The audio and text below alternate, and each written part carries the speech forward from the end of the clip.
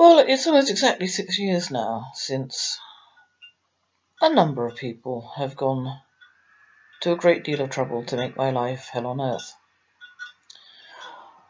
That actually coincides with two things. The election of this government of Tory murderers and my publication of Deadly Daddy, which has since disappeared, it has to be said. I published it, or it was published for me, on the internet. What people don't seem to realise, well, there's two things, actually. Two in one. They've left me virtually nothing to lose. Now, if you have an enemy who is still breathing to a greater or lesser extent, that's an incredibly stupid thing to do.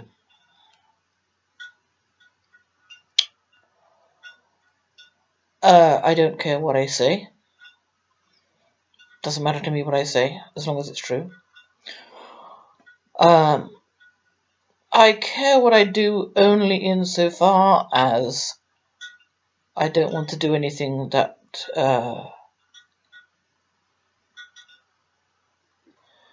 would breach my own moral code. However, moral codes are subjective, and they are also subject to change. For example, I don't need to do it yet, but if I was hungry enough, I would steal a loaf of bread, rather like the man in Les Miserables.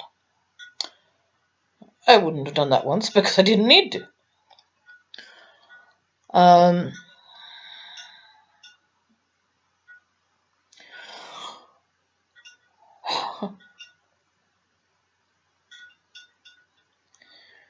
Never ever leave your enemy with nothing left to lose. And I suspect very strongly that my brother never really intended to reconcile with me. He insisted on friendship on Facebook only, communication on Facebook only. I couldn't even be sure if it was actually him or not. A lot of the time I was fairly sure it was. He could write, I'm crying, but of course I couldn't tell whether he was or not because I couldn't hear or see. And I've never seen my brother shed a tear in my entire life. Never. Not at our mother's death, not at our father's death. Never. Ever.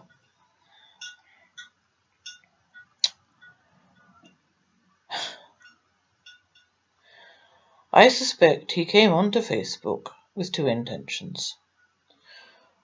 One, that I would put reconciliation with my family before telling the truth about my family. Well, I don't.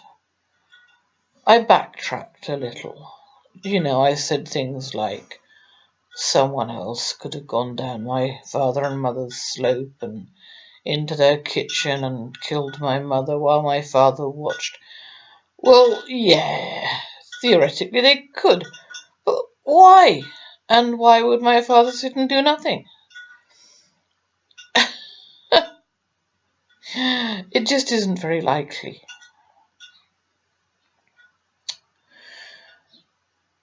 And when I know, and I do know, no matter how paranoid it sounds, that people are watching me, yes, a lot of the time, combined with the COPD and the crumbling spine and general exhaustion and total depression, which might not show on these videos, unless you look at the fact that I haven't washed and what I'm wearing.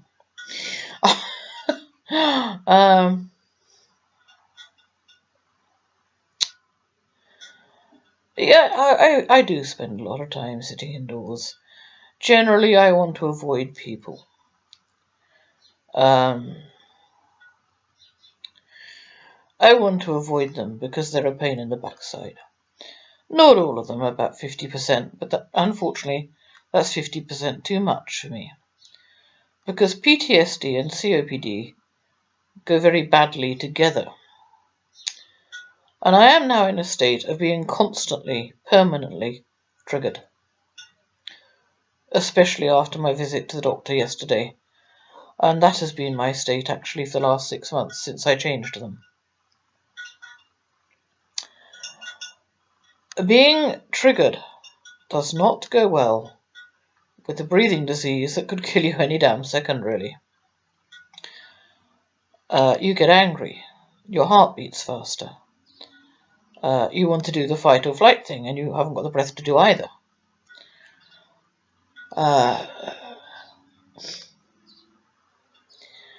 I am becoming a prisoner in my own home before it would be physically necessary.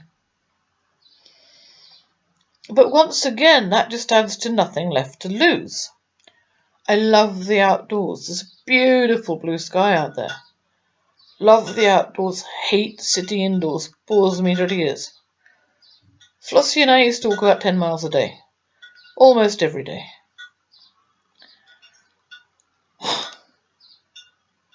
I've been listening to Pat Gondell and thinking, yeah, you are so right. And one in particular, I vote against you. This is a position I've been in for the last 2 elections, including the general one. There was no one I wanted to vote for. Well, yes, UKIP,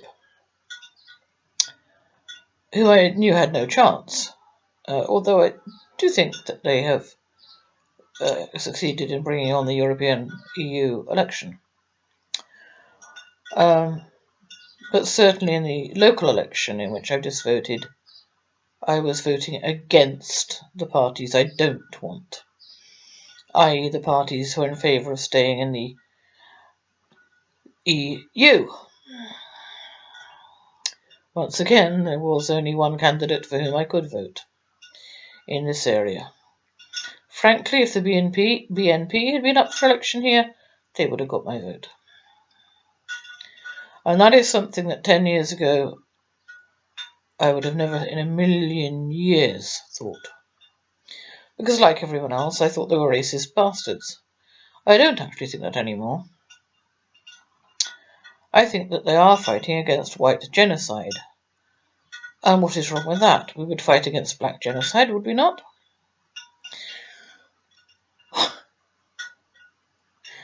I am taking my last chance on God's earth to say what I think. And tell me, what are you going to do to me for actually saying what I think?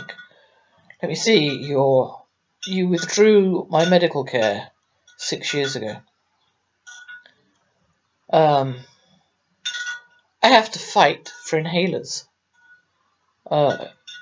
Every doctor's appointment is a medication review.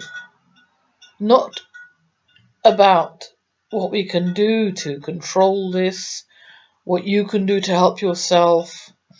I listed a lot of things in the video just uploading. I didn't list, which they should put right at the top of the list, the minute you have the diagnosis. Cut out all the foods that create mucus, which is all dairy products. All dairy products, for a start. And introduce into your diet foods which reduce or thin mucus. That would include chili, pineapple. I should know the entire list. I should be buying the entire list. Ginger's good. Garlic's good. Cannabis oil is good, of course, and I would get it if I could, but I can't.